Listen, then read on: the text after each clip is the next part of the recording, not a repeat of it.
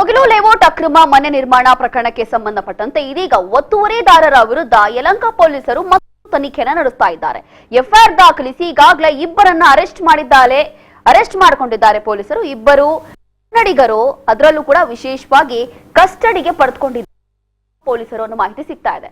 ಅದರಲ್ಲೂ ಕೂಡ ಇವರು ಒಂದಷ್ಟು ಹಣವನ್ನ ಪಡೆದುಕೊಂಡು ತದನಂತರ ಇಲ್ಲಿ ಅಕ್ರಮ ಮನೆಗಳನ್ನ ನಿರ್ಮಾಣ ಮಾಡಿಕೊಡ್ತಾ ಇದ್ರು ಅನ್ನೋ ಮಾಹಿತಿ ಮೇರೆಗೆ ಇವರನ್ನ ಅರೆಸ್ಟ್ ಮಾಡಿಕೊಂಡಿದ್ದಾರೆ. ಇಬ್ಬರನ್ನ ಕಸ್ಟಡಿಗೆ ಪಡೆದುಕೊಂಡಿದ್ದಾರೆ ಯಲಹಂಕ ಪೊಲೀಸರು. ಭೂ ಕಬಳಿಕೆಯಲ್ಲಿ ಭಾಗಿಯಾಗಿರುವಂತಹ ಇಬ್ಬರ ಬಂಧನ ಆಗಿದೆ. ಕೋರ್ಟ್ಗೆ ಹಾಜರುಪಡಿಸಿ ಕಸ್ಟಡಿಗೆ ಪಡೆದಿದ್ದಾರೆ ಯಲಹಂಕ ಪೊಲೀಸರು. ಯಲಹಂಕ ಪೊಲೀಸ್ ಠಾಣೆಯಲ್ಲಿ ಈ ಕುರಿತು ಎಫ್ಐಆರ್ ಕೂಡ ದಾಖಲಾಗಿದೆ. ಈಗಾಗಲೇ 4 ವಿರುದ್ಧ ಎಫ್ಐಆರ್ ದಾಖಲಾಗಿದೆ. ಅದರಲ್ಲಿ ಇಬ್ಬರನ್ನ ಅರೆಸ್ಟ್ ಮಾಡಿದ್ದಾರೆ.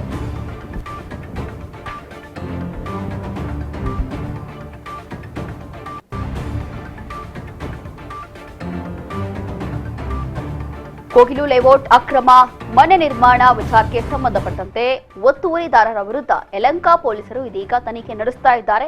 ಇದರಲ್ಲಿ ಒಂದು ಹೊಸ ಟ್ವಿಸ್ಟ್ ಬಂದಿದ್ದು, ಒಂದು ಹೊಸ ವಿಚಾರ ಗೊತ್ತಾಗಿದ್ದು. ಸುಮಾರು 4 ಜನ ಈ ಒಂದು ಪ್ರಕರಣದಲ್ಲಿ ಅಂದ್ರೆ ಭೂ ಮಾಫಿಯಾದಲ್ಲಿ ಭಾಗಿಯಾಗಿದ್ದಾರೆ ಅಂತ ಹೇಳಿ. ಅದರಲ್ಲೂ ಕೂಡ 4 ಜನ ಆರೋಪಿಗಳ ವಿರುದ್ಧವೂ ಕೂಡ ಎಫ್ಐಆರ್ ದಾಖಲಾಗಿದೆ. ಅದರಲ್ಲಿ ಇಬ್ಬರು ಇದೀಗ ಲಾಕ್ ಆಗಿದ್ದಾರೆ. ಎಫ್ಐಆರ್ ದಾಖಲಿಸಿ ಇಬ್ಬರನ್ನ ಅರೆಸ್ಟ್ ಮಾಡಿದ್ದಾರೆ ಪೊಲೀಸರು. ಇಬ್ಬರನ್ನ ಕಸ್ಟಡಿಗೆ ಪಡೆದುಕೊಂಡಿದ್ದಾರೆ ಯಲಹಂಕ ಪೊಲೀಸರು. ಯಲಹಂಕ ಪೊಲೀಸ್ ಠಾಣೆಯಲ್ಲಿ ಪ್ರಕರಣ ದಾಖಲಾಗಿರುವಂತದ್ದು. ಭೂ ಕಬಳಿಕೆಯಲ್ಲಿ ಭಾಗಿಯಾಗಿದ್ದಾರೆ. ಹಾಗಾಗಿ ಕೋರ್ಟ್ಗೆ ಹಾಜರುಪಡಿಸಿ ಇದೀಗ ಕಸ್ಟಡಿಗೆ ಪಡೆದುಕೊಂಡಿದ್ದಾರೆ ಪೊಲೀಸರು. ಯಲಹಂಕ ಪೊಲೀಸ್ ಠಾಣೆಯಲ್ಲಿ ದಾಖಲಾಗಿರುವಂತಹ ಪ್ರಕರಣ ಇದು.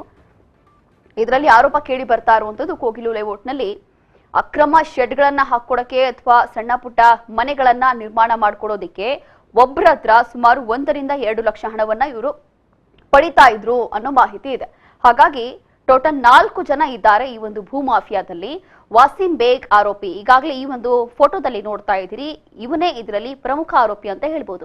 ಕಾರಣ ಏನು ಅಂತಂದ್ರೆ, ಈತ ಒಬ್ಬೊಬ್ಬರ ಹತ್ರ ಸುಮಾರು 1 ರಿಂದ 2 ಲಕ್ಷ ಹಣವನ್ನ ಪೀಕಿರ್ತಾನೆ. ಹಣ ಪಡೆದು ತದನಂತರ ಆ ಒಂದು ಭಾಗದಲ್ಲಿ ಅಂದ್ರೆ ಎಲ್ಲಿ ಅಕ್ರಮವಾಗಿ ಶೆಡ್ಗಳನ್ನ ಹಾಕಿ ಕೊಟ್ಟಿರ್ತಾನೋ ಅಲ್ಲಿ ವಾಸಿಂ ಲೇಔಟ್ ಅಂತ ಹೇಳಿ ಜಾಗ ಕೂಡ, ಹೆಸರು ಕೂಡ ನೇಮಕ ಮಾಡಿರ್ತಾನೆ. ಇದೇ ವಿಚಾರಕ್ಕೆ ಸಂಬಂಧಪಟ್ಟಂತೆ ಮತ್ತಷ್ಟು ಮಾಹಿತಿಯನ್ನ ಕೊಡ್ತಾರೆ ನಮ್ಮ ಪ್ರತಿನಿಧಿ ಶಿವು. ನೋಡ್ತಾ ಇದೀವಿ, ಯಲಹಂಕ ಪೊಲೀಸರು ಇದೀಗ ಇಬ್ಬರನ್ನ ಅರೆಸ್ಟ್ ಮಾಡಿಕೊಂಡಿದ್ದಾರೆ ಕೋಗಿಲು ಲೇಔಟ್ ವಿಚಾರಕ್ಕೆ ಸಂಬಂಧಪಟ್ಟಂತೆ. ಇದರಲ್ಲಿ 4 ಜನರ ವಿರುದ್ಧವೂ ಎಫ್ಐಆರ್ ಆಗಿದೆ. 4 ಜನ ಈ ಒಂದು ಭೂ ಮಾಫಿಯಾದಲ್ಲಿ ಭಾಗಿಯಾಗಿದ್ದಾರೆ ಅನ್ನೋ ಮಾಹಿತಿ ಇದೆ. ಹಾಗಾಗಿ ಇನ್ನಿಬ್ರು ಯಾರು, ಹೇಗೆ, ಅಥವಾ ಇವ್ರು ಏನೇನ್ ಮಾಡಿದ್ರು ಅನ್ನೋ ಮಾಹಿತಿ ಇದೆ ಈಗ ಸದ್ಯಕ್ಕೆ. ಪ್ರಕರಣದಲ್ಲಿ 4 ಜನರ ಮೇಲೆ ಒಂದು ಎಫ್ಐಆರ್ ಆಗುತ್ತೆ. ಕೋಗಿಲು ಲೇಔಟ್ ನಲ್ಲಿ ನಿರ್ಮಾಣ ಆಗಿದ್ದಂತಹ ಲೇಔಟ್ ಏನಿದೆ, ಅಲ್ಲಿ ಬಡವರ ಬಳಿ ಸಾಕಷ್ಟು ಹಣವನ್ನ, ಲಕ್ಷ ಹಣವನ್ನ ಪೀಕಿರುವಂತ ಇವರು ಅಕ್ರಮವಾಗಿ ಅಲ್ಲಿನ ಜನರಿಗೆ ದುಡ್ಡನ್ನ ಈಸ್ಕೊಂಡು ಸೈಟ್ಗಳನ್ನ ಕೊಟ್ಟಿದೀವಿ, ಮತ್ತೆ ಮನೆ ಕಟ್ಕೊಳ್ಳೋದಕ್ಕೆ ಬಿಟ್ಟಿದ್ದಂಥದ್ದು ಬೆಳಕಿಗೆ ಬಂದಿರೋದ್ರಿಂದ ಈಗ 4 ಜನರ ಮೇಲೆ ಎಫ್ಐಆರ್ ಆಗಿದೆ. ಎಫ್ಐಆರ್ ಅಲ್ಲಿ ವಿಜಯ್ ಹಾಗೂ ವಾಸಿಮುಲ್ಲಾ ಬೇಗ್ ಅವರನ್ನ ಅರೆಸ್ಟ್ ಮಾಡ್ಕೊಂಡಿದ್ರೆ, ಇಲ್ಲಿ ಇಬ್ಬರಿಗೋಸ್ಕರ ಮುನಿಯಾಂಜಿನಪ್ಪ ಮತ್ತೆ ರಾಬಿನ್ ಅನ್ನೋ ಇನ್ನು ಇಬ್ಬರಿಗೋಸ್ಕರ ಹುಡುಕಾಟ ನಡೆಸ್ತಾ ಇದ್ದಾರೆ ಪೊಲೀಸರು. ಸದ್ಯಕ್ಕೆ ಈಗ ಯಲಹಂಕ ಪೊಲೀಸರು ಅವ್ರನ್ನ ನ್ಯಾಯಾಲಯದ ಮುಂದೆ ಅರೆಸ್ಟ್ ಮಾಡಿಕೊಂಡು ನ್ಯಾಯಾಲಯದ ಮುಂದೆ ಹಾಜರುಪಡಿಸಿ ಅವ್ರನ್ನ 14 ದಿನಗಳ ಕಾಲ ಈಗ ನ್ಯಾಯಾಂಗ ಪೊಲೀಸ್ ಕಸ್ಟಡಿಗೆ ತೆಗೆದುಕೊಂಡಿರುವಂತದ್ದು.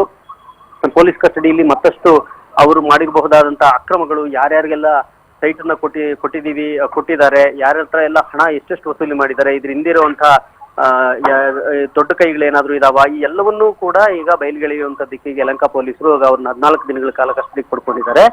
ಈ ಬೇಗು ಮತ್ತೆ ವಿಜಯ್ ಅನ್ನೋರಿದ್ದಾರೆ. ಇವರು ಬೇಗ್ ಬಹಳ ಮುಖ್ಯ A1 ಆರೋಪಿ ಈತಾನೆ. ಈ ತರ ಇವರ ಹೆಸರಲ್ಲಿ ಇವರ ಹೆಸರಲ್ಲೇನೆ ಲೇಔಟ್ ಅನ್ನು ಕೂಡ, ಅಂದ್ರೆ ಅಲ್ಲಿಯ ನಿರ್ಮಾಣ ಮಾಡ್ಕೊಂಡಿದ್ದಂತ ಶೆಡ್ಗಳು ನಿರ್ಮಾಣ ಮಾಡ್ಕೊಂಡಿದ್ದಂತ ಜಾಗಕ್ಕೆ ಬೇಗ್ ಲೇಔಟ್ ಅಂತಾನೆ ಹೆಸರಿಟ್ಟಿರುವಂತದ್ದು ಕೂಡ ಬೆಳಕಿಗೆ ಬಂದಿರುವಂತದ್ದು. ಈಗ ಕಂಪ್ಲೀಟ್ ಅಲ್ಲಿನ ಬಡ ಜನರ ಹತ್ರ ಒತ್ತುವರಿ ಮಾಡ್ಕೊಂಡಿದ್ದಂತ ಜಾಗದಲ್ಲಿ ನನ್ನದೇ ಲೇಔಟ್ ಇದು ಅಂತ ಹೇಳಿ ಬಡವರನ್ನ ಕರ್ಕೊಂಡು ಬಂದು ಅಲ್ಲಿ ಕೂರಿಸಿ ಅವ್ರ ಹತ್ರ ಹಣ ವಸೂಲಿ ಮಾಡ್ಕೊಂಡಿದ್ದು. ಈಗಾಗ್ಲೇನೆ ಅಲ್ಲಿನ ಸ್ಥಳೀಯರು ಕೂಡ ಹಲವಾರು ಯಾರ್ಯಾರು ಎಷ್ಟೆಷ್ಟು ಕೊಟ್ಟಿದ್ದಾರೆ, ಯಾರ ಕೈ ಕೊಟ್ಟಿದ್ದಾರೆ ಅನ್ನುವಂತ ಮಾಹಿತಿಗಳನ್ನು ಕೂಡ ಕೊಡ್ತಾ ಇದ್ರು ರೋಶ್ನಿ. ಈಗ ಇನ್ನು ಇಬ್ಬರಿಗೋಸ್ಕರ ಹುಡುಕಾಟ ನಡೆಸ್ತಾ ಇದ್ದಾರೆ. ಅವರು ಸಿಕ್ಕ ಮೇಲೆ ಅವರನ್ನು ಕೂಡ, ಅವರ ಪಾತ್ರಗಳು ಕೂಡ ಏನೆಲ್ಲ ಇದೆ, ಅವರ ಯಾವ ರೀತಿಯಲ್ಲಿ ಅಕ್ರಮದಲ್ಲಿ ಭಾಗಿಯಾಗಿದ್ದಾರೆ ಅನ್ನುವಂಥದ್ದು ಮತ್ತೆ ಪೊಲೀಸರು ಬೆಳಕಿಗೆ ತರಬೇಕಾಗಿದೆ.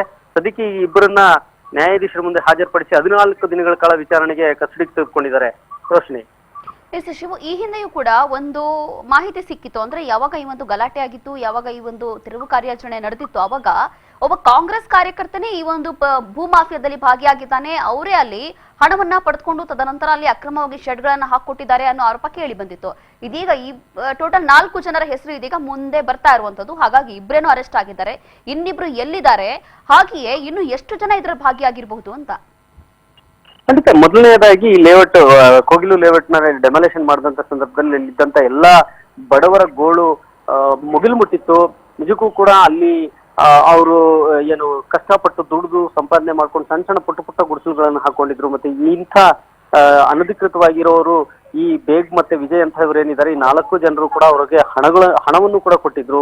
ನಿಜ ಅಂತ ಹೇಳಿ ನಂಬಿ ಇವರದೇ ಲೇಔಟ್ ಇರ್ಬೋದು ಅಂತ ಹೇಳಿ ಆ ಹಣ ಕೊಟ್ಟು ಕಳ್ಕೊಂಡಿರುವಂತರ ಗೋಳು ಮುಗಿಲು ಮುಟ್ಟಿತ್ತು. ಆ ಸಂದರ್ಭದಲ್ಲಿ ಹಲವಾರು ವಾದ ಪ್ರತಿವಾದಗಳು, ಆರೋಪಗಳು ಕೂಡ, ಆರೋಪ ಪ್ರತ್ಯಾರೋಪಗಳು ಕೂಡ ಕೇಳಿ ಬಂದಿತ್ತು. ಈಗ ಕಾಂಗ್ರೆಸ್ ಕಾರ್ಯಕರ್ತರು ಇದ್ರ ಹಿಂದೆ ಇದ್ದಾರೆ ಅನ್ನುವಂಥದ್ದು, ಜೊತೆಗೆ ಅಲ್ಲಿ ಬಾಂಗ್ಲಾದೇಶಿಗರಿದ್ದಾರೆ ಅನ್ನುವಂಥದ್ದು, ಇವೆಲ್ಲವೂ ಕೂಡ ರಾಜಕೀಯವಾಗಿ ಸಾಕಷ್ಟು ಹೇಳಿಕೆಗಳು, ಆರೋಪ ಪ್ರತ್ಯಾರೋಪಗಳು ಬಂದಿತ್ತು. ಆ ನಂತರದಲ್ಲಿ ಇದೀಗ ಬೆಳಕಿಗೆ ಬಂದ ಹಾಗೆ ಈಗ ಇಲ್ಲಿ ಇವರು ಬಹಳ ಮುಖ್ಯವಾಗಿ ಕಿಂಗ್ ಪಿನ್ಗಳು ಅಂತ ಹೇಳಿ ಈಗ ಗೊತ್ತಾಗಿರುವಂತದ್ದು. ಇವ್ರ ಮೇಲೆ FIR ಕೂಡ ಆಗಿದೆ. ಇವ್ರನ್ನ ಈಗ ಆಂಜನಪ್ಪ ಮತ್ತೆ ರಾಬಿನ್ ಎಲ್ಲಿದ್ದಾರೆ ಅನ್ನೋಂಥ ಹುಡುಕಾಟ ಮಾಡ್ತಾ ಇದ್ದಾರೆ ಪೊಲೀಸರು. ಅವರು ಕೂಡ ಈಗ ಯಾವ ಹಿನ್ನೆಲೆಯಲ್ಲಿ ಆ ಒಂದು ಜಾಗವನ್ನ ಒತ್ತುವರಿ ಮಾಡ್ಕೊಂಡ್ರು, ಅಲ್ಲಿ ಲೇಔಟ್ ನಿರ್ಮಾಣ ಅಲ್ಲಿಯ ಜಾಗಗಳನ್ನ ಸೈಟ್ಗಳ ತರ ವಿಂಗಡಣೆ ಮಾಡ್ಕೊಂಡು ಬಂದವರಿಗೆ 1 ಲಕ್ಷ 2 ಲಕ್ಷ 3 ಲಕ್ಷ ಇಸ್ಕೊಂಡು ಅವ್ರಿಗೆ ಜಾಗ ಮನೆ ಕಟ್ಕೊಳ್ಳೋಂತ ಬಿಟ್ಕೊಟ್ರು. ಇದೆಲ್ಲವೂ ಕೂಡ ತನಿಖೆ ಮಾಡ್ತಾ ಇದ್ದಾರೆ, ವಿಚಾರಣೆ ಮಾಡ್ತಾ ಇದ್ದಾರೆ. ಇನ್ನಷ್ಟು ಮಂದಿ ಇದ್ರ ಹಿಂದ್ಗಡೆ ಯಾವ ರಾಜಕಾರಣಿಗಳಿದಾರಾ ಅನ್ನುವಂಥದ್ದು ಕೂಡ ಕುತೂಹಲ ಇದೆ.